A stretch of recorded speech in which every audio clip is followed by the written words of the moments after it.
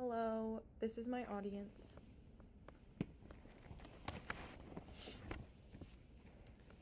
Imagine waking up knowing that somewhere in this country, 17 people will die today.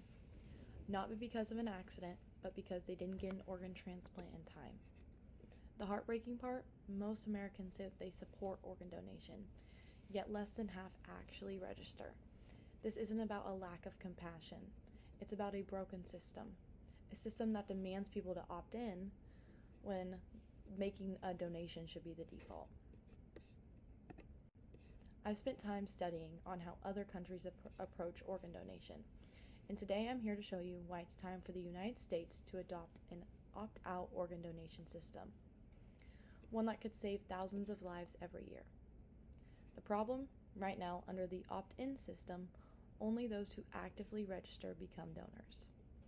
Meanwhile, according to Hammond, 2021, over 100,000 people are stuck on waiting on transplants that are life-saving. Every 9 minutes, another name is added to the waiting list. Families lose loved ones, not because people don't care, but because people don't take the extra step to register. Hospitals and intensive care units also play a major role. According to Vincent 2014, many potential donors are lost because ICUs do not prioritize identifying organ donors unless the patient is already registered. Without a system that assumes consent, hospitals miss countless chances to save lives, even when patients themselves would have had agreed. Countries like Spain and Austria have shown that with an opt-out policy, donation rates skyrocket. In fact, after Spain introduced the opt-out laws, their donations rose by over 30% just in 5 years. This is according to Shepard, O'Connell, and Ferguson, 2014. And here's something even more powerful. Opt-out systems also increase living donation rates. When organ donation becomes normalized, more people are willing to become live donors. Being a live donor means that they would donate part of their kidney, part of their liver, bone marrow, or really anything that they can while they're still alive. According to global health data, living kidney donations grew by almost 20% in countries with strong organ donation culture. The solution is pretty straightforward and simple. Adopt an opt-out system in the United States, where every citizen is automatically considered a donor unless they actively refuse. This change respects personal freedom.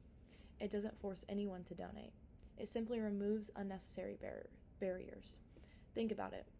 Right now, saving lives requires filling out a form at the DMV, remembering to register online, or just checking a box.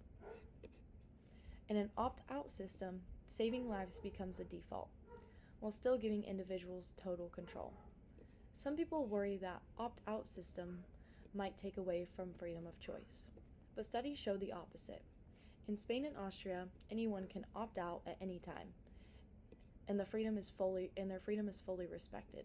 This is according to Shepard, O'Connell, and Ferguson, 2014. An opt-out system simply makes saving lives easier, but they don't make it mandatory. Visualizing the future.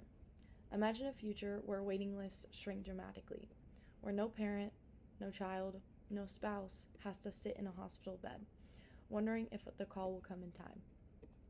According to Rainey and Verhelyi, 2016, organ transplants not only save lives, but they also cut healthcare costs for chronic diseases like kidney failure and heart disease. Imagine the human cost saved, the family suffering prevented, and the hope restored. Instead of communities grieving the loss of potential, imagine communities celebrating second chances at life. This isn't just a policy change, it's a life change. Here's what you can do. First, talk about this issue. Start conversations at home, in your communities, online, really anywhere. Awareness is the first step, and it really matters. Second, support legislation. Many states are already debating on how to reform donation laws. Your voice, your vote, and your letter could push it forward. Third, even now, register as an organ donor if you haven't. Take 30 seconds to make the decision. That could one day save up to 8 lives. because one donor can help so much. And finally, think bigger. Don't just be a donor, be an advocate for a better system.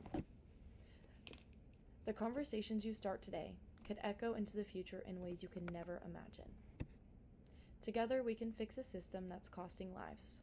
Together, we can build a future where saving lives is automatic, not optional. Saving lives should never depend on paperwork. It should depend on compassion, community, and common sense. The solution is simple. The time is now. Make saving lives the default, not the exception. Do you have any questions for me?